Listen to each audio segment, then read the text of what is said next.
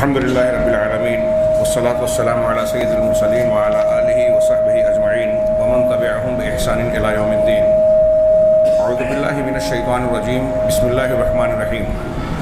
حتی اذا جاء احدهم الموت قال رب ارجعون لعلی اعمل صالحا فیما ترکت کلا انها کلمۃ هو قائلها ومن ورائهم برزخ الی یوم یبعثون. صدر محترم، حاضرین گرامی، ہمارا درس ایمان بالیوم الآخرہ کے تحت روح اور نفس سے متعلق جاری ہے، جس میں الف با سے متعلق کے ضمن میں کچھ بحثیں گزری. جیم کے تحت انہوں نے اختصار کے ساتھ اس بات پر گفتگو کی ہے کہ روح اور نفس، یہ دو لفظ جو قرآن و حدیث میں استعمال ہوتے ہیں، یہ دونوں ایک ہی چیز ہیں یا دو الگ الگ چیزیں. تو اس ضمن میں انہوں نے کہا کہ اس سلسلے میں لوگوں نے اختلاف کیا. کچھ لوگ کہتے ہیں کہ ایک ہی چیز ہے، دونوں روح اور نفس دونوں ایک ہی چیز ہیں، یہ جمہور علماء ہیں.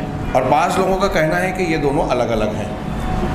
تحقیقی بات کچھ تفصیل میں اگر جائیں تو یہ کہی جا سکتی ہے بات کہ روح اور لفظ، روح اور نفس، یہ دونوں اپنے اپنے لفظ کے اعتبار سے کئی معنی رکھتے ہیں، اور دونوں کے الگ الگ کئی معنی جب ہیں تو بعض معنوں میں یہ دونوں ایک دوسرے کے ساتھ مشترک ہوتے ہیں اور بعض معنی میں ایک دوسرے سے الگ ہوتے ہیں. جیسے انہوں نے کہا کہ روح کو کہتے ہیں ہم کہ یقالو، نفس کا معنی بتا رہے ہیں کہ لغت میں یا استعمال میں نفس کا کئی معنی ہوتا ہے. اس میں سے پہلا ہے روح. خود روح کے لیے نفس کا استعمال کیا جاتا ہے. جیسے عربی زبان میں کہتے ہیں خرجت نفسہ، اس کے نفس نکل گئی، یعنی روح نکل گئی، جان نکل گئی. قرآن نے اس سلسلے میں جو آیت گزری ہے اور آگے بھی آنے والی ہے عذاب قبر کے سلسلے میں، کہ موت کی سختیوں کے تحت فرشتے جب جان نکال رہے ہوتے ہیں تو مخاطب سے کہتے ہیں اخرجوا انفسکم، اپنی جانوں کو نکالو. یہاں جان اور روح کے معنی کے لیے لفظ انفس، جو نفس کی جمع ہے، استعمال کیا گیا. دوسرا روح کا، نفس کا معنی ہوتا ہے ذات. کہا جاتا ہے رأیت زیدا نفسہ وعینہ، میں نے زید کو نفس کے ساتھ دیکھا، یعنی اس کی ذات کو بعینہ ہی دیکھا. اللہ تبارک و تعالیٰ نے قرآن میں کہا فَإِذَا دَخَلْتُمْ بُيُوتًا فَسَلِّمُوا عَلَىٰ أَنفُسِكُمْ، جب تم گھروں میں داخل ہو تو تم اپنے نفسوں پر، عام طور سے اہل تراجم نے اس کا ترجمہ کیا، جیسے شیخ محمد نگاڑی کے ترجمے میں یہ دیا ہوا ہے کہ اپنے گھر والوں پر. یہ بھی ترجمہ ٹھیک ہے. اور اگر کوئی نہ ہو تو اپنے آپ پر، اپنے نفسوں پر، اپنی ذات پر تم سلام کرو. یہاں نفس بمعنی عین اور ذات کے استعمال ہوا ہے. اسی طرح نفس کا ایک معنی ہوتا ہے خون. عربی زبان میں کہتے ہیں سالت نفسہ، اس کا نفس بہہ گیا، بہہ پڑا، یعنی خون بہہ پڑا. فقہا کے یہاں ایک بحث ہے، آپ فقہ کی کتابوں میں دیکھیں گے، ایک بحث یہ کرتے ہیں کہ جن جانوروں کا بہنے والا خون ہے اور جن جانوروں کا بہنے والا خون نہیں ہے، یہ بحث کرتے ہیں. جیسے عام طور سے جو آبی حیوانات ہوتے ہیں، پانی کے جانور، ان میں آپ کو بہت سارے جاندار ایسے ملیں گے جن کا خون ہے ہی نہیں بہنے والا. تو اس بنیاد پر وہ حلال و حرام کی بحث کرتے ہیں، وہ اپنے مقام پر ہوگی. تو اس کے لیے وہ لوگ نفس سائلہ و ما لیس لہ نفس سائلہ و ما لیس لہ نفس سائلہ، وہ جانور حیوان جس کے بہنے والا خون ہوتا ہے اور وہ جانور جس کا بہنے والا خون نہیں ہوتا.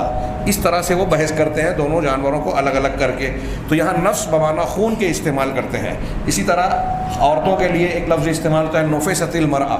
عورت کو نفسہ کا لفظ ہے، جب مہینے کا پیریڈ آتا ہے، حیض کا آنا، تو اس کے لیے نفسہ کہتے ہیں. اور نفست کہا جاتا ہے جب بچے کی ولادت کے بعد اس کے لیے مخصوص ایام تک گندا خون آتا ہے، جس کو ہم نفاس کہتے ہیں، تو اس کے لیے نفست کا لفظ استعمال ہوتا ہے. یہ نفس کے کچھ معنی بتایا. روح کے کئی معنی ہیں. ایک تو روح کا معنی، روح کو اللہ تبارک و تعالیٰ نے قرآن مجید میں خود قرآن کے لیے استعمال کیا کئی آیتوں میں. جیسے اللہ تعالیٰ نے فرمایا وَكَذَلِكَ أَوْحَيْنَا إِلَيْكَ رُوحًا مِّنْ أَمْرِنَا، اسی طرح ہم نے اپنے حکم سے روح کو آپ کی طرف وحی کیا. یہاں روح سے مراد ظاہر سی بات ہے قرآن کریم ہے. اسی طرح دوسرے مقام پر اللہ نے کہا نزل بہ الروح الامین، روح امین یعنی حضرت جبرائیل علیہ الصلوۃ والسلام اسے لے کر اترے. یہاں مراد روح سے مراد حضرت جبرائیل ہے. حضرت جبرائیل کو روح کہا گیا اس لیے کہ وہ قرآن اور وحی لے کے آتے تھے. قرآن کو اور وحی کو آگے ایک معنی ہے کہ لفظ قرآن کو بھی وحی روح کہا گیا اور عام وحی کو بھی. قرآن کے علاوہ بھی جو وحی ہے توریت انجیل زبور اور پھر انبیاء کرام علیہ الصلوۃ والسلام کے پاس جو کتاب الہی کے علاوہ جو چیز وحی کی جاتی تھی, جیسے ہم اللہ کے رسول صلی اللہ علیہ وسلم کی حدیثوں کو کہتے ہیں وما ينطق عن الهوى ان هو الا وحی یوحی. خود قرآن نے کہا کہ حضرت جناب محمد رسول اللہ صلی اللہ علیہ وسلم اپنے نفس اور اپنی خواہش سے اپنے جی سے بات نہیں کرتے, یہ بس وحی ہوتی ہے جو اللہ کی طرف سے ان پر نازل کی جاتی ہے. اس کا مطلب نبی کریم صلی اللہ علیہ وسلم قرآن کے علاوہ بھی جو باتیں بیان کر رہے ہیں اللہ کہہ رہا ہے, قرآن کہہ رہا ہے کہ وہ وحی ہے, تو اسے بھی اللہ تبارک و تعالیٰ کا یلقی الروح من امرہ علی من یشاء من عبادہ. اللہ تبارک و تعالیٰ روح کو جس کے پاس چاہتا ہے اپنے بندوں میں سے جس پر چاہتا ہے اس پر القاء کرتا ہے, اس پر ڈالتا ہے روح کو, یعنی وحی کو ڈالتا ہے. تو یہاں انہوں نے تھوڑی سی وضاحت یہ کی کہ قرآن کو روح کہا گیا, قرآن یا وحی کو لانے والے فرشتے کو روح کہا گیا اور عام وحی کو بھی روح کہا گیا, اس لیے کہ اس روح کے ذریعے سے انسان کی حقیقی زندگی ہوتی ہے. جیسے بدن کی زندگی روح سے ہوتی ہے ویسے انسان کی اخلاقی اور روحانی زندگی وحی الہی سے ہوتی ہے. جو شخص وحی الہی کو نہیں مانتا, ایمان نہیں رکھتا, اس کی روح مردہ ہے. وہ حقیقت میں اگرچہ اس کا جسم موجود ہے, چل پھر رہا ہے, لیکن حقیقت میں وہ مردہ ہے. اور اسی لیے اس وحی الہی کو اور وحی لانے والے فرشتے کو روح کہا گیا کہ اس کے ذریعے سے انسانوں کو زندگی حاصل ہوتی ہے. روح کا ایک معنی یہ بھی بتایا عربی زبان کے استعمال میں کہ ہمارے جسم کے اندر جو ہوا جاتی ہے اور جو ہوا نکلتی ہے اس کو بھی روح کہا جاتا ہے. اسی طریقے سے آخری معنی یہ بتایا کہ روح اس چیز کو بھی کہتے ہیں جو انسان کے جسم سے نکل جائے تو اس جدائی سے انسان مردہ ہو جاتا ہے. اور اس آخری معنی میں ہمارے جسم میں ہماری روح ہے اور نکل گئی تو ہم مر گئے. اس معنی میں روح اور نفس دونوں ایک ہی معنی میں استعمال ہوتے ہیں, یعنی یہاں متحد ہے دونوں. اس معنی کے لیے دونوں کا استعمال ہوتا ہے, دونوں کا مدلول ایک اور متحد ہو جاتا ہے. لیکن کبھی کبھی یہ الگ الگ معنی بھی رکھتے ہیں. جیسے نفس کو بدن اور خون کے معنی میں جو استعمال کیا جاتا ہے, نفس ہمارا بدن جو ہے نفس کہلا رہا ہے, عین ذات. اور اسی طرح ابھی آپ نے پڑھا کہ نفس کا ایک معنی خون ہے. بدن اور خون کے معنی کے لیے روح کا لفظ استعمال نہیں ہوتا, مطلب یہاں نفس الگ ہو گیا اور روح کا لفظ جو ہے ان دونوں پر کی بجائے دوسرے معنی میں استعمال ہوتا ہے. اس کے بعد انہوں نے تیسرا عنوان قائم کیا کہ فتنۃ القبر وعذابہ ونعیمہ. قبر کا فتنہ, اس کا عذاب اور اس کی نعمت.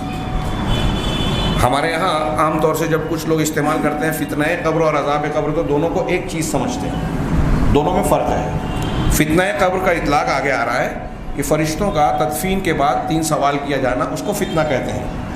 اور عذاب اس کے بعد سوال کا صحیح جواب نہ دینے والے جو منافق اور کافر یا بعض وہ مسلمان جو گنہگار اور عذاب قبر کے مستحق ہیں, ان کے ساتھ جو سختی کا معاملہ کیا جاتا ہے حسب حکم الہی, اس کو عذاب کہا جاتا ہے.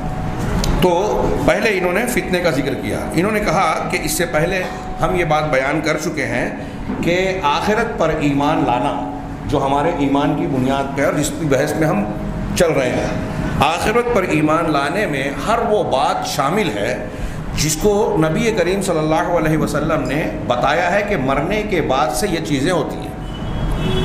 ہماری موت واقع ہوئی, ایک انسان کی موت واقع ہو جائے, اس گھڑی سے لے کر جنت اور جہنم میں جانے تک اور جنت اور جہنم کی نعمتیں اور ان کے عذاب کی جتنی بھی شکلیں بیان کی گئی, ساری چیزیں ایمان بالآخرہ میں شامل ہیں. بالفاظ دیگر انہوں نے کہا کہ قیامت صغریٰ سے لے کر قیامت کبریٰ تک ساری چیزیں ایمان بالیوم الآخر میں شامل ہیں. بلکہ قیامت صغریٰ سے پہلے جو قیامت واقع ہونے والی ہے اس سے پہلے کی جو علامات ہیں ہم نے اس کو پڑھا. علامات قیامت کو بھی ایمان بالیوم الآخر میں لوگوں نے شمار کیا ہے. چنانچہ نبی یہ جو گیپ ہے, ہماری موت واقع ہوئی, مرنے کے بعد سے لے کر قیامت کے واقع ہونے تک, یعنی چھوٹی قیامت سے جو موت ہے, بڑی قیامت جب سور پھونکا جائے گا, اس دونوں واقعے کے بیچ کا جو پیریڈ ہے، وقفہ ہے، اس کو برزخ کہا جاتا ہے۔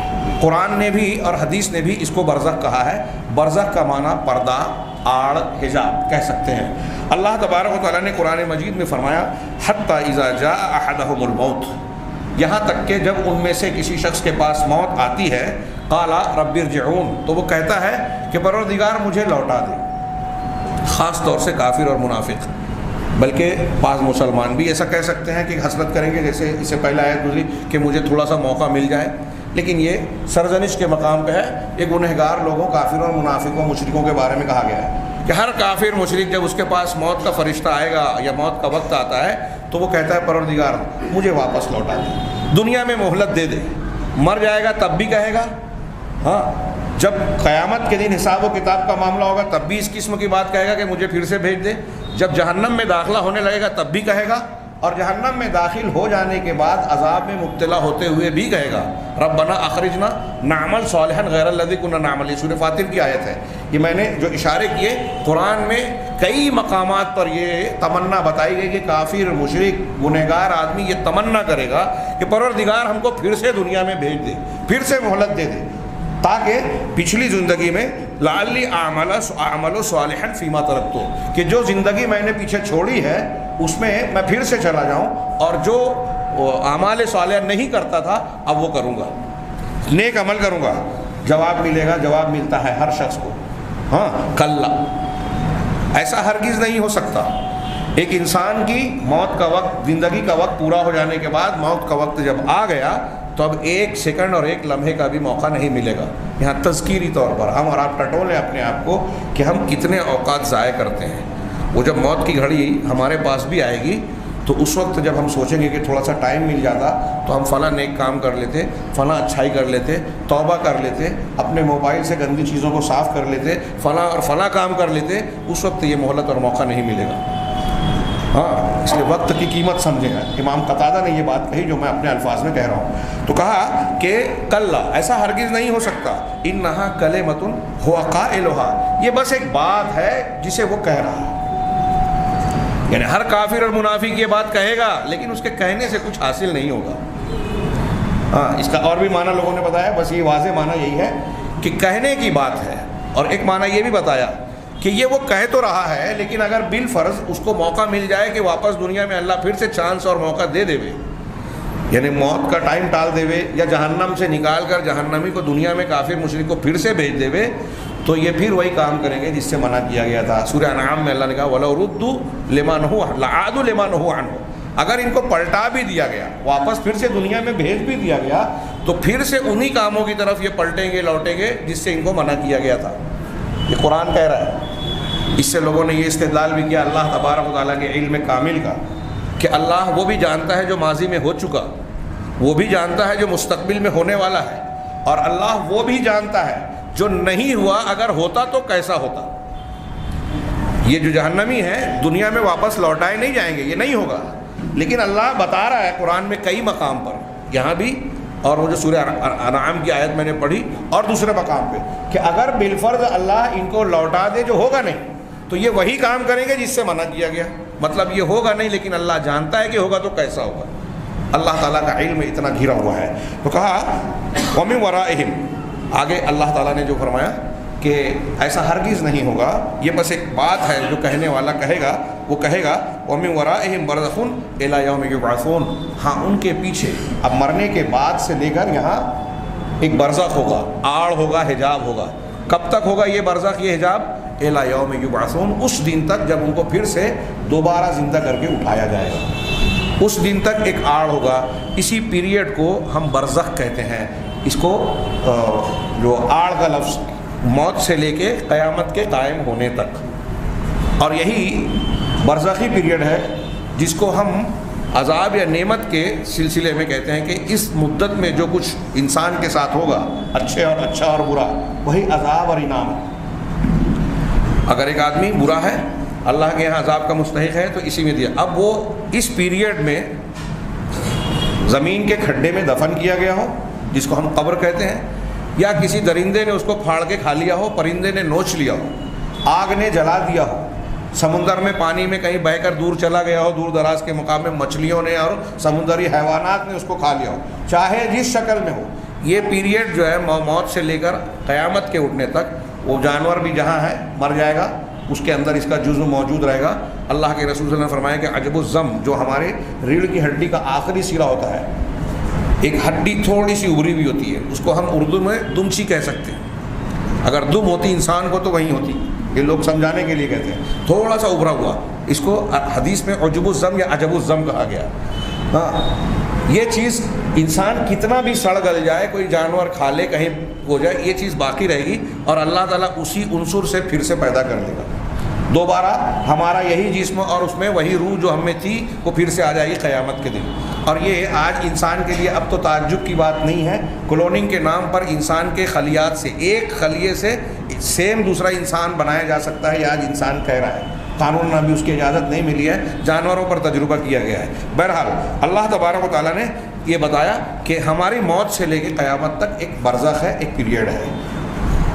برزخ لغوی اعتبار سے اس کا معنی ہوتا ہے دو چیزوں کے درمیان آڑ، یہ دیوار بیچ میں آ گئی، یہ اس سائڈ کے اور اس سائڈ کے لوگوں کے درمیان میں برزخ ہے، آڑ ہے، رکاوٹ ہے، تو دو چیزوں کے درمیان آڑ ہے۔ اور اس برزخ میں قیامت کے دن آخرت کا جو عذاب ہوگا اور آخرت کا جو انعام ہوگا، نعمتیں ہوگی جنت کی اور جہنم کا عذاب، اس کا ایک نمونہ، ایک منظر یہی نظر آ جائے گا۔ لہذا آخرت کی جو منزلیں ہیں، آخرت کا جو سفر ہے، اس کا یہ پہلا مقام ہوگا۔ اس سے پہلے بھی یہ بات گزر چکی، چنانچہ اس برزخی زندگی میں، قبر میں، دو فرشتے انسان کے پاس آئیں گے، ہاں، وہی اس سے سوال کریں گے اور اس کے جواب اور سوال کے بعد ہی انسان کے ساتھ یا تو عذاب کا معاملہ ہوگا یا نعمت کا اور انعام کا معاملہ ہوگا۔ اب یہاں اولاً کہا سؤال الملکین، دو فرشتوں کا سوال کرنا، تو اس سلسلے میں نے کہا کہ وَيُسَمَّى بِفِتْنَةِ الْقَبْرِ، اسی کو قبر کا فتنہ کہا جاتا ہے۔ فتنہ مانے آزمائش، امتحان۔ فتنے کے 8-10 معنی ہوتے ہیں، لیکن سب کا بنیادی مفہوم جو ہے ابتلا و آزمائش ہی آ کر ٹھہرتا ہے۔ تو کہا کہ فتنہ یہ ہے کہ انسان کے ساتھ جو بھی مرنے والے ہیں ان سے سوال ہوتا ہے اور یہ امتحان اور اختبار ہے میت کے لیے، جبکہ دو فرشتے حاضر ہوتے ہیں اور اس سے سوال کرتے ہیں۔ احادیث نبی کریم صلی اللہ علیہ وسلم سے تواتر کے ساتھ اس فتنے کے سلسلے میں احادیث وارد ہیں۔ حضرت براء ابن عازب کی، حضرت انس بن مالک کی، حضرت ابو ہریرہ، یہ 3 صحابہ کا نام لیا، اور ان کے علاوہ بھی متعدد صحابہ کرام سے یہ حدیث مروی ہیں صحت کے ساتھ، مضبوط درجے کے ساتھ، کہ انسان کے دفن ہونے کے بعد 2 فرشتے آ کے اس سے سوالات کرتے ہیں، اور یہ تمام مکلفین کے لیے عام ہے۔ حدیثوں میں جو آتا ہے تمام مکلفین، جتنے لوگ مکلف ہیں، مرد ہو یا عورت، ان سب کے لیے عام ہے، سوائے نبیوں کے۔ انبیاء کرام علیہم الصلاۃ والسلام کے سلسلے میں اختلاف کیا گیا کہ جو انبیاء کرام اس دنیا سے گزرے اور ان کی تدفین ہوئی تو ان سے فرشتوں نے آ کے سوال کیا یا نہیں کیا۔ ہاں، وکذالک، اسی طریقے سے کیونکہ انبیاء سے سوال کرنے کی ضرورت ہی سمجھ میں نہیں آتی، اس لیے اہل علم میں سے بہت سارے لوگوں نے کہا کہ انبیاء سے سوال کی ضرورت ہی نہیں ہے۔ دوسرے مکلفین کے علاوہ جو بچے ہیں اور پاگل لوگ ہیں، یہ شریعت کے پابند نہیں ہوتے، ان پر تکلیف لاگو نہیں ہوتی، شریعت کے احکامات لاگو نہیں ہوتے بچوں پر۔ 3 لوگوں سے قلم اٹھا لیا گیا، بچہ جب تک یہاں تک کہ وہ بالغ نہ ہو جائے، سویا ہوا یہاں تک کہ بیدار نہ ہو جائے، اور پاگل یہاں تک کہ ٹھیک نہ ہو جائے۔ تو پاگل اور بچے لوگ اگر انتقال کرتے ہیں تو ان کے سلسلے میں بھی علماء کا اختلاف ہے کہ ان سے قبر کا سوال ہوگا یا نہیں ہوگا۔ تو کسی نے کہا کہ فتنہ یا سوال نہیں ہوگا، کسی نے کہا کہ فتنہ قبر سے ان کو بھی گزرنا پڑے گا، اور یہ کہتے ہیں صاحب کتاب کہ میری نظر میں مجھے لگتا ہے کہ راجح بات، زیادہ بہتر اور مضبوط بات یہ نظر آتی ہے کہ ان سے سوال نہیں کیا جائے گا، وہ فتنہ قبر سے دوچار نہیں ہوں گے، اس لیے کہ اللہ تبارک و تعالیٰ نے قرآن و حدیث میں جو بھی باتیں شریعت سے بتائی ہے، یہ بالکل بداہتاً واضح ہے کہ یہ شریعت کا پابند وہی شخص ہوتا ہے جو بڑا ہو، باشعور ہو۔ ہم اکثر پڑھتے ہیں کہ نماز کس پہ فرض ہے، فلاں حکم کس کے لیے ہے، تو ہم کہتے ہیں عاقل پر، بالغ پر۔ عاقل پر شریعت کی پابندی ہوتی ہے، جو غیر عاقل ہے، پاگل ہے، اس پر پابندی نہیں ہے۔ ہاں، جیسا کہ ابھی رفع القلم والی حدیث بھی سنائی اور قرآن کی آیتیں بھی بتاتی ہے۔ اسی طرح بچہ جب تک شعور اور تمیز کو نہیں پہنچا، جو بچے تمیز کو پہنچ جاتے ہیں ان کے اوپر بعض چیزوں کی تکلیف شریعت نے کی ہے. جیسے حدیث میں کہا گیا ہے کہ بچہ 7 سال کا ہو جائے تو مسجد لے جاؤ. ابھی وہ بچہ ہی ہے، یہ سکھانے اور تربیت کے اعتبار سے. لیکن 10 سال کا ہو جائے تو شریعت نے کہا کہ نہ جانے پر اس کو مارو. گویا یہ مکلف ہو گیا کہ اب 10 سال کی عمر کا بالغ نابالغ کی بات ہی نہیں ہے. بچے 10 سال میں بعض جگہوں پر ہو سکتے ہیں کہ بالغ ہو جائیں گھر میں علاقوں میں، لیکن عموماً 10 سال کی عمر میں بچے بالغ نہیں ہوتے. چند ملکوں میں ہو جاتے ہیں جو بہت گرم ہوتے ہیں اور جہاں غذائیں اچھی ہوتی ہیں. تو 10 سال کی عمر میں بالغ نہ، پھر بھی اللہ کے رسول نے عمر کی پابندی لگا کے کہا کہ ان کو مسجد لے جاؤ. تو ایسے بعض چیزوں میں غیر. اسی طرح زکوٰۃ کے مال میں، بچے کے مال پر اگر زکوٰۃ کا نصاب ہے تو زکوٰۃ ہوگی کہ نہیں ہوگی.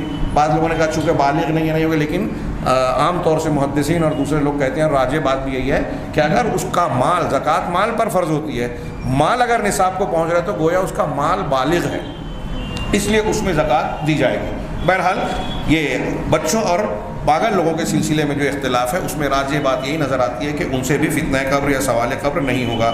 اسی طریقے سے ایک سوال یہ بھی اٹھایا کہ یہ سارے مسلمانوں اور منافقین اور کفار کے لیے عام ہے، یا ایسا ہے کہ سوال صرف کافروں اور منافقوں کے ساتھ ہوگا. کچھ لوگوں نے کہا صرف کافروں سے ہوگا، منافقوں سے نہیں. منافقوں سے ہوگا، کافروں سے تو سوال بھی نہیں ہوگا، ان کو عذاب شروع ہو جائے گا. لیکن یہ بحث کرنے کے بعد آخر میں انہوں نے کہا کہ قرآن اور حدیث کے نصوص سامنے رکھے جائیں، اور یہ بات بالکل صحیح ہے. تو یہ سمجھ میں آتا ہے کہ جو بھی دفن کیا جائے گا، یعنی بچے پاگل چھوڑ کے اور انبیاء کے بارے میں جو اختلاف ہے وہ چھوڑ کے، جو بھی انسان دفن کیا جائے گا اس کو قبر کا سوال کے سوال سے، فتنے سے گزرنا ہی ہوگا. ہر ایک کو اس سے گزرنا ہی ہوگا، جیسا کہ احادیث میں اس کے بہت سے ثبوت ہیں، آگے آ رہا ہے. اب یہاں دونوں فرشتوں کے سوال کی کا بیان یا کیفیت، یہ عنوان قائم کیا. اور پھر انہوں نے کہا کہ اس سے پہلے ہم نے براء ابن عازب رضی اللہ تعالیٰ عنہ کی حدیث پڑھی جو لمبی ہے، اور اس میں یہ جملہ ہے کہ اس کی فتعاد روحہ، مردہ جب دفن کر دیا جاتا ہے فرشتے اس کی روح کو لے کے جاتے ہیں. آپ نے پڑھا اس سے پہلے آسمان کو کھلواتے ہیں، پھر دوسرے، پھر اللہ تعالیٰ سے سوال جواب ہوتا ہے، پھر اس کے بعد کہتے ہیں کہ اس کو پھیرو، تو وہ اس کی روح کو واپس ڈالتے ہیں، اور اسی وقت سوال فرشتوں کی طرف سے سوال کیا جاتا ہے. تو اس کی روح کو لوٹایا جاتا ہے، یعنی میت کی روح کو. آگے یہ بات بھی آ رہی ہے کہ مردے کو قبر میں جو روح لوٹائی جاتی ہے، یہ اس طرح نہیں لوٹائی جاتی جو ابھی اس وقت ہمارے جسم میں ہے. وہ برزخی معاملہ ہے. ایسی کئی چیزیں ہیں. ابھی روح اور جسم کے تعلق کئی شکل کے ہوتے ہیں. ابھی اس سے پہلے میں نے بتایا تھا کہ قرآن کی آیتوں سے یہ بات ظاہر ہوتی ہے کہ ہماری نیند کی حالت میں بھی روح ہمارے جسم سے نکلتی ہے، لیکن یہ روح کا نکلنا اور موت کی حالت میں روح کا نکلنا، یہ دونوں بہت الگ ہیں. اس لیے کہ نیند کی حالت میں ہماری روح نکل بھی گئی تو ہم حرکت کر رہے ہیں، کسی جانور نے، کیڑے مکوڑے نے کاٹا تو ہم کھجاتے ہیں، سانس لے رہے ہیں.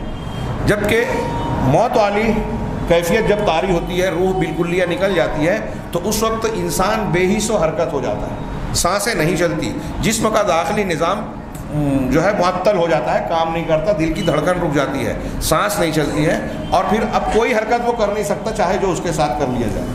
تو دونوں کی روح کے نکلنے کی کیفیت الگ الگ ہے. یہ اللہ بہتر جانتا ہے کہ وہ کیا ہے. ہم نے اس سے پہلے پڑھا کہ یہ چیزیں ہمارے لیے ناقابل فہم ہیں، ہمارا علم بہت کم ہے. بہرحال تو 2 فرشتے آتے ہیں، اس کی روح کو لوٹایا جاتا ہے، اور 2 فرشتے آتے ہیں، سوال جواب کیا جاتا ہے.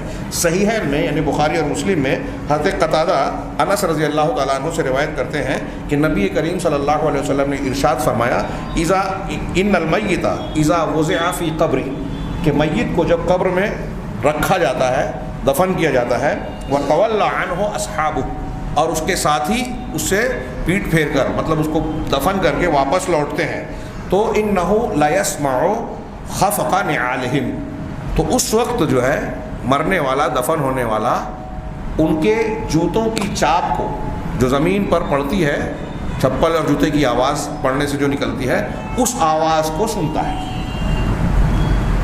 مردے سنتے نہیں ہیں، ابھی آگے یہ بحث آئے گی.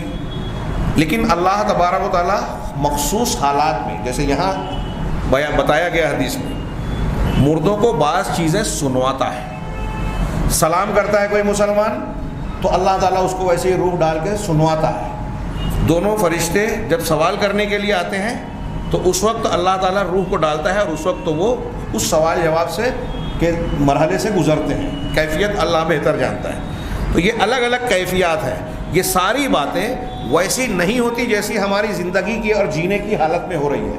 ہم ابھی میں کہتا ہوں آپ لوگ میری بات کو سن رہے ہیں, یہ سننا الگ ہے, مردے کا سننا الگ ہے. آپ کے اندر روح ہے اور آپ اس کو سن رہے ہیں, اس وقت تو جو ان کو روح لوٹائی جاتی ہے اور وہ سنتا ہے تو اس کی کیفیت الگ ہوتی ہے. البتہ یہ اللہ تعالیٰ سنواتا ہے. جب اللہ تعالیٰ چاہے تو مردے کو سنا سکتا ہے. جیسے اللہ کے نبی صلی اللہ علیہ وسلم نے غزوہ بدر ہونے کے بعد مکہ کے جو بڑے بڑے سرداران تھے ان کی لاشوں کو قلیب بدر میں, بدر کا ایک کنواں تھا اس میں اکٹھا کروایا اور ان کو مخاطب کر کے کہا کہ کیا تم نے وہ چیز پا لی جو تمہارے رب نے تم سے وعدہ کیا تھا؟ ہمیں نے تو پا لی. اس وقت حضرت عمر فاروق نے کہا کہ اللہ کے رسول یہ تو مردے ہیں آپ کی بات سننے. نے کہا اس وقت تو تم سے زیادہ میری بات کو سن رہے ہیں. اب کچھ لوگ کہتے ہیں اسی سے کہ دیکھیے مردے سنتے ہیں. پورا غور کیجئے تو اسی سے ثابت ہوتا ہے کہ مردے سنتے نہیں ہیں.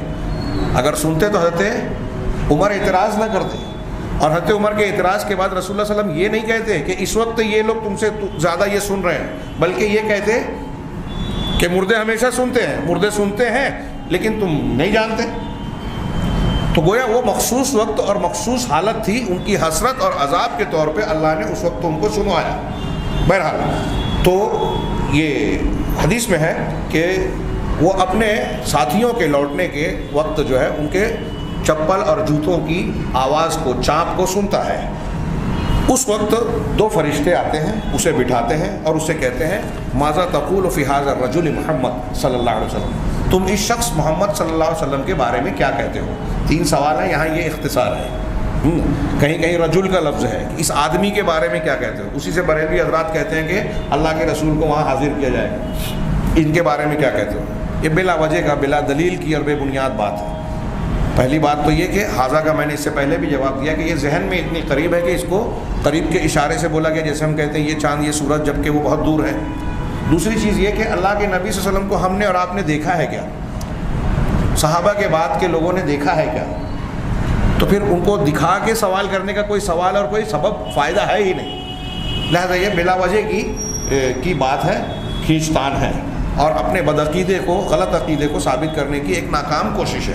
بہرحال اللہ کے نبی صلی اللہ علیہ وسلم کے بارے میں سوال کیا جائے گا کہ آپ اس شخص کے بارے میں, محمد صلی اللہ علیہ وسلم کے بارے میں کیا کہتے ہیں؟ تو رہا مومن, وہ کہے گا کہ اشہد انہ عبد اللہ و رسولہ, میں اس بات کی گواہی دیتا ہوں کہ محمد صلی اللہ علیہ وسلم اللہ کے بندے اور اس کے رسول تھے, رسول ہیں.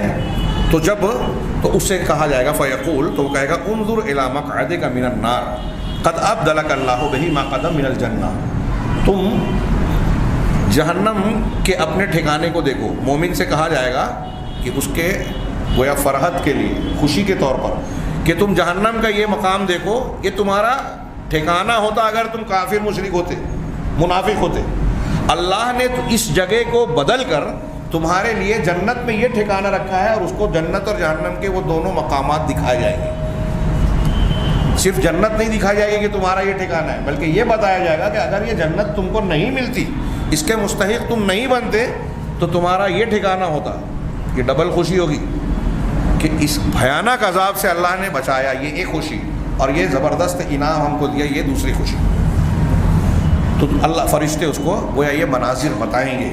ہاں, اللہ کے رسول صلی اللہ علیہ وسلم نے فرمایا, قال رسول اللہ صلی اللہ علیہ وسلم, انس کہتے ہیں کہ اللہ کے رسول صلی اللہ علیہ وسلم نے فرمایا کہ فیراہما جمیعا, وہ ان دونوں جگہوں کو دیکھے گا اکٹھا. پھر آپ فرماتے ہیں رہا کافر اور منافق, تو وہ دونوں کہیں گے ما کنت تقول فی ھذا الرجل, منکر نکیر دونوں فرشتے اس سے پوچھیں گے کہ اس آدمی کے بارے میں, محمد صلی اللہ علیہ وسلم کے بارے میں تمہارا کیا کہنا تھا؟ تو وہ کہے گا لا ادری, میں نہیں جانتا. کنت اقول ما یقول الناس, میں بس وہی بات کہتا تھا جو لوگ کہتے تھے. کیا جواب ہے؟ اور آج یہاں میں بتانا چاہتا ہوں کہ ہم میں سے بہت سارے لوگ دین کے معاملے میں بھی یہ دیکھتے ہیں کہ لوگ جو کہہ رہے ہیں میں بھی کہہ رہا ہوں, لوگ جو کر رہے ہیں میں بھی کر رہا ہوں. میں نے کئی بار کہا کہ جو لوگ یہ مانتے ہیں کہ دین میں تقلید کرنا چاہیے یا کر سکتے ہیں, وہ بھی یہ مانتے ہیں دلیلوں کی بنیاد پر, اس دلیل اور قرآن کی آیتوں کی بنیاد پر. ان کے یہاں بھی یہ بات طے شدہ ہے کہ عقیدے کے معاملے میں تقلید کرنا جائز نہیں ہے. عقیدے کے معاملے میں ہر انسان کو, عالم ہو یا جاہل, وہ بھی مانتے ہیں عالم ہو یا جاہل، اس کو دلیل جاننا ضروری ہے، دلیل کی بنیاد پر دین اختیار کرے گا۔ اگر بغیر دلیل کے لوگوں کی دیکھا دیکھی یا کسی اور بنیاد پر ایک آدمی اگر غلط عقیدہ اختیار کر لے، شرک کرے، اللہ کے بارے میں غلط عقیدہ رکھے، رسول کے بارے میں غلط عقیدہ رکھے، فرشتوں یا آخرت کے بارے میں غلط عقیدہ رکھے، تقدیر کے بارے میں غلط عقیدہ رکھے، اور اس کو پھر جا کے اللہ تعالیٰ کے سامنے یہ کہے کہ مجھے معلوم نہیں تھا، تو یہ چلے گا نہیں، یہ عذر قابل قبول اللہ کے یہاں نہیں ہوگا، یہ سارے لوگ مانتے ہیں۔ یہاں اس حدیث میں بھی کہا کہ وہ جواب کیا دے گا کافر اور منافق؟ میں نہیں جانتا، میں بھی وہی بات کہتا تھا جو لوگ کہتے تھے۔ تو دونوں فرشتے کہیں گے لا دریتا ولا تلیتا، نہ تو نے جانا اور نہ تو نے پڑھا۔ تو یہ سبق پڑھنا ہر انسان کے لیے ضروری ہے، ورنہ یہ جواب ملے گا۔ اللہ ہمیں اس جواب سے محفوظ رکھے۔ فرشتے کہیں گے کہ نہ تو نے جانا، نہ تو نے تلاوت کی، نہ پڑھا۔ ثم یضرب بمطارق من حدید بین اذنیہ، پھر اس کو دونوں کانوں کے درمیان لوہے کے ہتھوڑوں سے، مطرق کی جمع مطارق، لوہے کے ہتھوڑوں سے، گروز سے اس کو مارا جائے گا۔ فیصیح صیحۃ، وہ انتہائی بھیانک چیخ نکالے گا، چیخے گا۔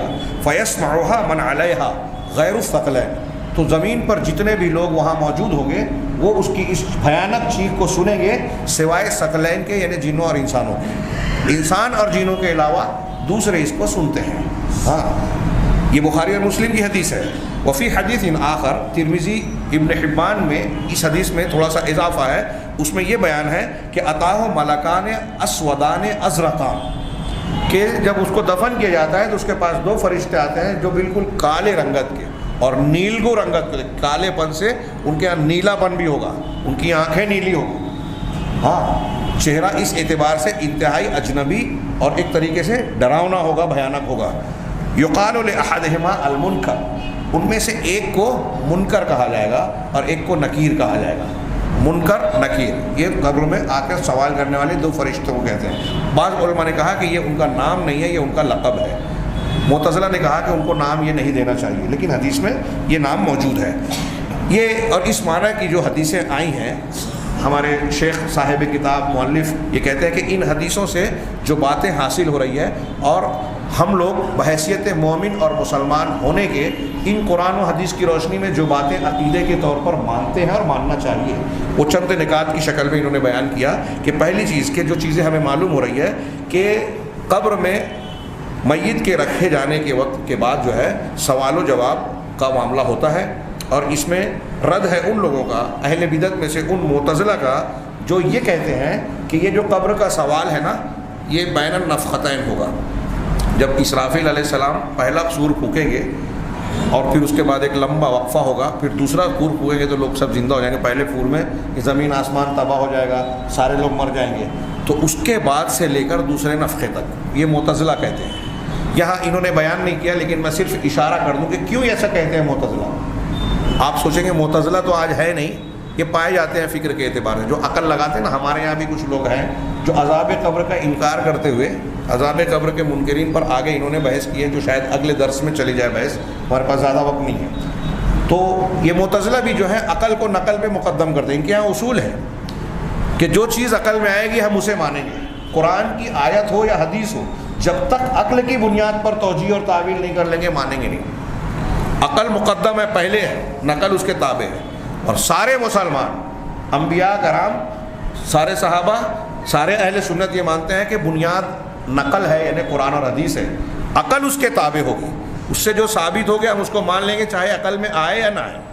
یہ کیوں یہ بات کہتے ہیں کہ نفختین کے، اس میں ایک اعتراض کرتے ہیں جو آپ لوگوں میں سے بھی کسی نہ کسی کے ذہن میں یا کسی کے سامنے آیا ہوگا، وہ یہ کہ عذاب قبر کے سلسلے میں کچھ لوگ یہ اعتراض بھی کرتے ہیں کہ اب ایک آدمی جو ہے، فرض کیجئے کہ حضرت نوح علیہ السلام کے زمانے میں ایک آدمی کی موت ہوتی ہے، ایک آدمی حضرت موسیٰ کے زمانے میں وفات پا رہا ہے، ایک آدمی اللہ کے نبی صلی اللہ علیہ وسلم کے زمانے میں موت کا شکار ہو رہا ہے، ایک آدمی آج مر رہا ہے، ایک آدمی قیامت سے پہلے دجال کے زمانے میں مرے گا۔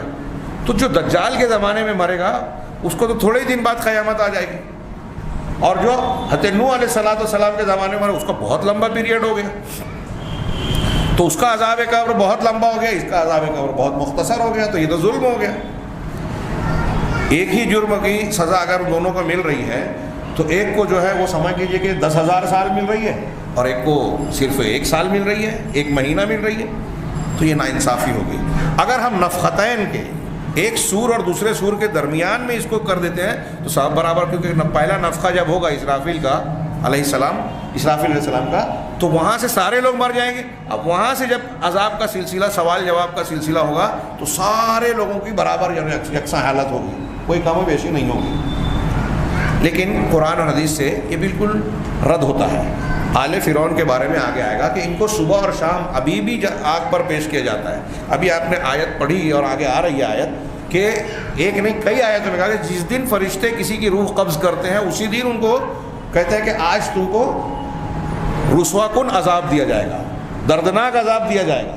موت کے وقت سے ہی عذاب کا سلسلہ شروع ہوتا ہے. اب رہ گئی بات یہ کہ انصاف اور بے انصافی کی بات، تو اس کو ہمارے پاس وہ ترازو نہیں ہے، پیمانہ. اللہ خوب جانتا ہے، اللہ ظلم نہیں کرتا. ہاں، ایک سزا کسی کو اگر سال بھر میں دی جا رہی ہے تو اللہ تبارک تعالیٰ اگر ویسی ہی اتنی دینا چاہتا ہے تو ایک آدمی کو 2 دن میں اتنی دے سکتا ہے. اس کو آپ یوں بھی سمجھیے. ابھی عذاب قبر میں انشاءاللہ وہاں جو اگلے ہفتوں میں سمجھاؤں گا، ایک ایسی مثال لیجیے کہ ایک آدمی کے جسم میں ایک سانپ ڈستا ہے اور 1 گرام زہر اس کے جسم میں جاتا ہے. اس 1 گرام زہر کی وجہ سے اس کو کتنی تکلیف ہو رہی ہے، وہ تڑپ رہا ہے.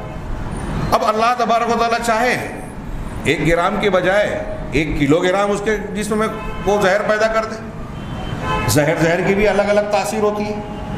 تو اب 1 گرام کا زہر ایک آدمی کو جو تکلیف دے رہا ہے، 100 گرام 200 گرام 1 کلو گرام اس کو کتنی تکلیف دے گا؟ کیا اللہ تعالیٰ کو کی یہ قدرت نہیں ہے کہ ایک انسان کے جسم کے اندر تکلیف کا مادہ کم اور زیادہ کر دے؟ اور پھر دوسرے بھی کچھ پہلو ہیں. قابیل نے حابیل کو قتل کیا، پہلا قتل کرنے والا ہے.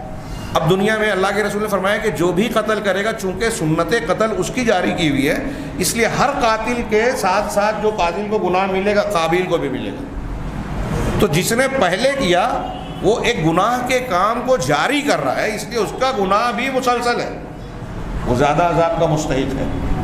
لہذا وہ اگر زیادہ عذاب پا رہا ہے تو کوئی ظلم نہیں ہو رہا ہے. یہ میں 1-2 اشارے والا جواب دیا جو اس مقام کا نہیں تھا، لیکن چونکہ گفتگو ہو رہی ہے اس لیے ضمناً تذکرہ کر دیا کہ معتزلہ کہتے ہیں کہ 2 نفخے کے درمیان ان کی یہ بات صحیح نہیں ہے. یہ خود حدیث سے ثابت ہو رہا ہے، اس میں ان کا رد ہوتا ہے. دوسرا مسئلہ جو ہم کو معلوم ہو رہا ہے ان حدیثوں سے، اس معنی کی حدیثوں سے، کہ جو 2 فرشتے ہیں یہ منکر اور نکیر ہیں. منکر اور نکیر ہیں. ان کا معنی ہے منکر اور نکیر. منکر کہتے ہیں اجنبی کو، بری چیز کو. ان کا نام رکھنے کا یہ مطلب یہ ہے کہ آدمی جب قبر میں مدفون شخص سے ان کا چہرہ ہی دیکھے گا تو ان سے ایک قسم کی وحشت، اجنبیت ہی نہیں بلکہ وحشت اور خوف محسوس کرے گا. بھی کہا نا کہ وہ کالے اور نیلے ہوں گے، ان کا رنگ ایسا ہوگا، ان کی آنکھیں ایسی ہوگی کہ دیکھ کے آدمی کو دہشت محسوس ہوگی. تو یہ اجنبیت اور وحشت کی وجہ سے ان کو منکر اور نکیر کا نام غالباً دیا گیا. تو بہرحال ان کا نام منکر اور نکیر ہے. اس میں بھی ان لوگوں کا رد ہے جو کہتے ہیں کہ ان کا فرشتوں کا کوئی نام دینا جائز نہیں ہے. ہم ایمان بالملائکہ میں یہ بات پہلے پڑھ چکے ہیں، بہت سارے لوگ اس وقت نہیں تھے، کہ فرشتوں پر ایمان کے سلسلے میں ہمارا عقیدہ ہے کہ جتنی بات قرآن نے بتائی ہم اتنا مانتے ہیں. فرشتوں کی جو صفات بتائی، کچھ فرشتوں کا نام بتایا، کوئی بہت سارے فرشتوں کے کام بتائے. جتنا بتایا ہے، ان کی جتنی صفات بتائی ہے قرآن و حدیث میں، جتنا جیسے ہے ویسے ہم مانتے ہیں، نہ اس سے زیادہ نہ اس سے کم. تو یہاں بھی گویا قبر کے سلسلے میں 2 فرشتوں کے بارے میں کچھ صفات بتائی گئی ہیں، ان کے کام بتائے گئے، ان کے نام بتائے گئے، اس لیے ہم اس کو ویسے ہی مانتے ہیں جیسے حدیثوں میں ثابت ہے. تیسری چیز جو معلوم پڑی کہ سوال جواب کے وقت قبر میں میت کے جسم کی طرف اس کی روح کو لوٹایا جاتا ہے، اسے بٹھایا جاتا ہے. 2 فرشتے آتے ہیں اور بٹھاتے ہیں، اس سے بات کہی جاتی ہے، وَيُسْتَنْطَقُ، اس کو بلوایا جاتا ہے، یعنی سوال ہوتا ہے. اس میں رد ہے ان لوگوں کا جو ان باتوں کی نفی کرتے ہیں. ہاں مگر اگر کوئی یہ کہتا ہے کہ یہ سارے معاملات جو قبر کی اور برزخ کی زندگی میں جو ہوتے ہیں کہ فرشتے آ رہے ہیں، بات کر رہے ہیں، روح لوٹائی جا رہی ہے، اس کو بٹھا رہے ہیں، یہ ساری باتیں اس دنیا کے طریقے سے الگ ہے. دنیا میں جیسا ہوتا ہے ویسا نہیں ہے، اس کی شکل، اس کا معاملہ الگ ہے. اگر کوئی یہ کہہ رہا ہے تو وہ صحیح ہے، لیکن اگر کوئی بالکل یہ اس کا انکار کر رہا ہے تو وہ ان حدیثوں کا انکار کر رہا ہے جو کفر تک بات جا سکتی ہے. کہہ رہے ہیں اس لیے کہ یہ صحیح ہوگا کہ دنیا کا معاملہ اور وہاں کا معاملہ الگ الگ ہے، کیونکہ روح کا میت کے بدن کی طرف لوٹنا یہ دنیا کی زندگی میں میت کے بدن کی طرف لوٹنے کی طرح نہیں ہوگا. قبر میں مردہ جو دفن ہے اس کے اندر جو اللہ روح لوٹاتا ہے، اور ہم زندہ ہیں، سونے کے بعد جو ہمارے جسم میں آ رہی ہے یا زندگی کی حالت میں جو ہمارے جسم کے اندر روح آ رہی ہے، یہ دونوں کی کیفیت میں اور حقیقت میں بہت سارا فرق ہے۔ اگرچہ کہ یہ جو قبر کی روح لوٹے گی بعض وجوہ سے دنیا والی روح سے زیادہ کامل ہوگی، ایسے ہی جیسے قیامت کے دن جب جسم اور روح کو اکٹھا کیا جائے گا تو یہ اس سے بھی زیادہ کامل ہوگی، کیونکہ دیکھیے دنیا میں ہماری روح ہے، نیند کی شکل میں نکل رہی ہے، جا رہی ہے، آ رہی ہے، موت کی شکل میں ختم ہو جا رہی ہے، دونوں میں جدائی ہو جا رہی ہے، لیکن جب اللہ تعالیٰ قیامت کے دن دوبارہ زندہ کر دے گا تو اب جو جسم ہوگا اور جو روح ہوگی اس کو اب موت نہیں آئے گی، اب اس میں وہ جنت میں اگر آدمی جائے گا تو اس کو بیماری نہیں آئے گی، اس کے اندر خامی اور کمی نہیں ہوگی انسانی اعتبار سے، جہنمیوں کا الگ رہے گا، وہاں موت کو پکارے گا انسان، وہاں اب روح اور جسم، تو پتہ چلا کہ وہ جو آخرت میں دوبارہ زندہ کیا جائے گا اس وقت جو روح لوٹائی جائے گی بدن کے اندر وہ سب سے زیادہ کامل شکل میں ہوگی۔ اسی طریقے سے انہوں نے پھر یہ بات کہی کہ ہر مقام پر جسم اور روح کا جو تعلق ہے، دنیا میں، برزخ میں، قیامت میں، یہ ہر جگہ کا حکم الگ الگ ہوگا۔ یہ جو بات بیان کر رہے ہیں یہ اچھی طرح ذہن میں اس اعتبار سے رکھنا ضروری ہے، اور آگے انہوں نے تعلقات بتایا روح اور جسم کا تعلق کیا ہوتا ہے، کہ بہت سارے جو اعتراض اور سوال اٹھتے ہیں قرآن حدیث کے معنی کو کبھی ترجمہ کریں تو بعض عقل پرست لوگ جو ہیں وہ ان میں ٹکراؤ بتاتے ہیں، ارے یہاں بھی ہمارے جسم میں روح، ابھی قبر میں ہم کو کبھی کوئی آدمی بیٹھتا اٹھتا کیوں نہیں نظر آتا؟ آپ کہہ رہے ہیں کہ فرشتے آتے ہیں بٹھاتے ہیں، اگر اس وقت کوئی کیمرہ ویمرہ لگا لے تو ہم کو دکھائی دیتا ہے کہ اٹھ کے بیٹھ رہے ہیں، ہم کو تو نہیں نظر آتا۔ تو یہ چیزیں اگر دماغ میں رہے گی تو یہ اعتراضات پیدا نہیں ہوں گے، اور پیدا ہوں گے تو آدمی خود مطمئن ہو جائے گا، جواب پا لے گا کہ یہ ہر گھر میں، دنیا کا گھر، برزخ کا گھر، آخرت کا گھر، ہر گھر کا حکم الگ الگ ہے، جو ہم یہاں کی چیزیں سمجھ رہے ہیں، برزخ اور آخرت کی چیزیں پورے طریقے سے ہم سمجھنے سے قاصر ہیں۔ تو کہا یہ کیسے ہے؟ اسی لیے اللہ کے نبی صلی اللہ علیہ وسلم نے یہ خبر دی کہ میت کے لیے قبر کو کشادہ کیا جاتا ہے اور اس سے سوال کیا جاتا ہے، جو نیک آدمی ہوتا ہے اس کی قبر کو کشادہ کے حد نگاہ تک پھیلا دیا جاتا ہے، اور اس طرح کی باتیں حدیثوں میں موجود ہے۔ اب ہم دیکھتے ہیں جب اپنی دنیا والی آنکھ سے تو ہمیں قبر کا کھڈا اتنا ہی بڑا دکھتا ہے جتنا ہم نے کھودا ہے، لیکن جو نیک اور مومن بندہ ہے اس کے لیے اللہ کے رسول صلی اللہ علیہ وسلم نے فرمایا کہ کہا جاتا ہے کہ میرے بندے کے لیے قبر کو کشادہ کر دو۔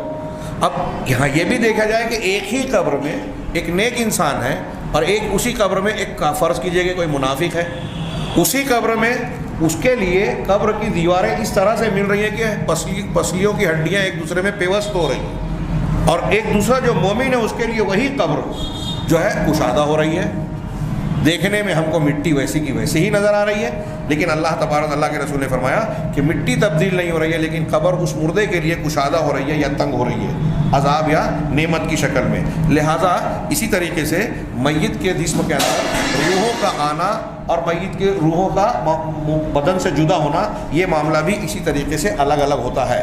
اس پہ انہوں نے کہا کہ روح کا جسم سے جو تعلق ہوتا ہے وہ اس کی کئی قسمیں ہیں اور اس کے احکام الگ الگ ہوتے ہیں۔ اس میں انہوں نے بیان کیا، تعلق کو بات کر کے آج کا درس ختم کرتے ہیں، کہ پہلا تعلق ماں کے پیٹ میں جب بندہ انسان جو ہے جنین کی شکل میں ہوتا ہے، جنین اس بچے کو کہتے ہیں جو ماں کے پیٹ میں ہوتا ہے، دکھائی نہیں دیتا، عربی میں جیم نون کا مادہ جس چیز میں ہوتا ہے اس کا معنی میں خفا پایا جاتا ہے، وہ چیز دکھائی نہیں دیتی، جنون عقل پر پردہ پڑ گیا، جن ایسی مخلوق جو دکھائی نہیں دیتی، جنت ایسا باغ جس کو باہر سے اندر کا کچھ نظر نہ آئے، جنین وہ بچہ جو پیٹ کے اندر ہے دکھائی نہیں دے رہا ہے، جنہ ڈھال کو کہتے ہیں جو انسان کے آڑے آ کے اس کو چھپا لیتی ہے، حملے سے بچا لیتی ہے۔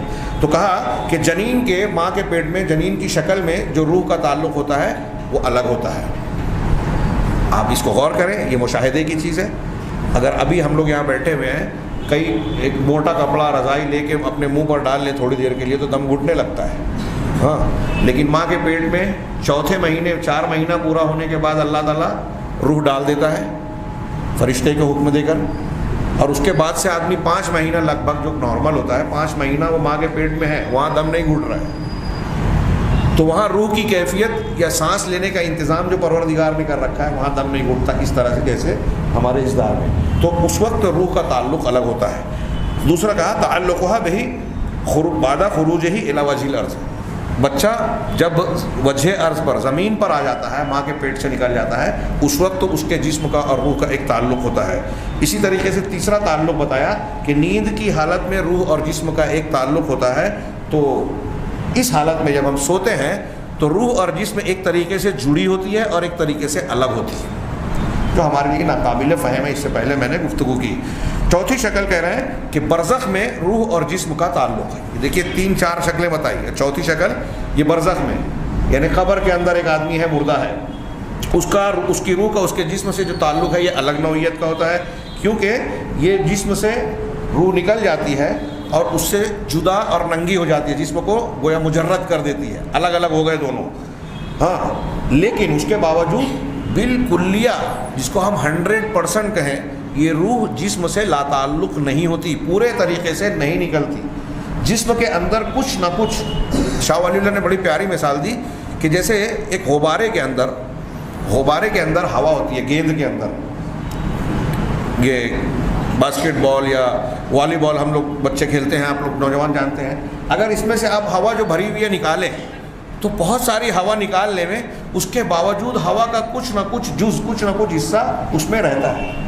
تو انہوں نے مثال دی یہ سمجھانے کے لیے کہ ہمارے جسم سے جب روح نکل جاتی ہے، موت واقع ہو جاتی ہے، تو وہ اصل روح تو اللہ تعالیٰ کے پاس چلی جاتی ہے اور پھر اس کے بعد وہ علیین یا سجین میں جاتی ہے، لیکن اس روح کا، جیسے گیند کے اندر ہوا کا کچھ نہ کچھ حصہ باقی رہتا ہے، ایسے اس روح کے کچھ اثرات اور تعلقات ہمارے جسم میں باقی ہیں۔ اب روح رہتی ہے علیین سجین میں، لیکن اس جسم سے اس کا کچھ نہ کچھ ربط اور تعلق ہے۔